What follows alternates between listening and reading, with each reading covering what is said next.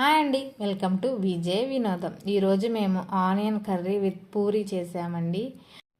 Stove మీద బాండి పెట్టుకొని నూనె వేసుకొని నూనె వేడెక్కిన తర్వాత తాలింపు గింజలు, పచ్చిమిర్చి, ఎండుమిర్చి, కరివేపాకు, అల్లం వేసుకొని వేగనివ్వాలి.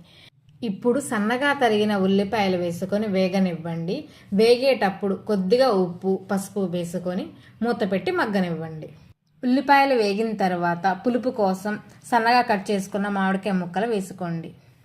వీడియోస్ చూస్తున్నారు కానీ సబ్స్క్రైబ్ చేయడం లేదు. మీ సపోర్ట్ ఉంటే మరిన్ని మంచి రెసిపీస్ అండ్ ట్రావెల్ వ్లాగ్స్ చేస్తాను. ప్లీజ్ సబ్స్క్రైబ్ చేసుకోవచ్చు కదా. చూశారు కదా, ఇలా మగ్గిన తర్వాత ఒక గ్లాస్ వాటర్ పోసుకొని బాగా తెల్లనివ్వాలి. ఒక గిన్నెలో 3 టేబుల్ స్పూన్స్ శనగపిండి తీసుకొని ఉండలు లేకుండా నీళ్లు పోసుకుంటూ కలదిప్పుకోవాలి. చూశారు కదా, ఇలా తెరలేటప్పుడు శనగపిండి మిశ్రమాన్ని పోసుకుంటూ కలుపుకోవాలి. 2 నిమిషాలు ఉడికితే చాలండి, కర్రీ రెడీ అయిపోతుంది. ఈ కన్సిస్టెన్సీ వచ్చిన తర్వాత కొత్తిమీర వేసుకొని దింపేయండి. చాలా సింపుల్ అండ్ టేస్టీ రెసిపీ అండి. పూరి కాంబినేషన్లో చాలా బాగుంటుంది. మీరు కూడా ట్రై చేసి ఎలా వచ్చిందో కామెంట్ చేయండి.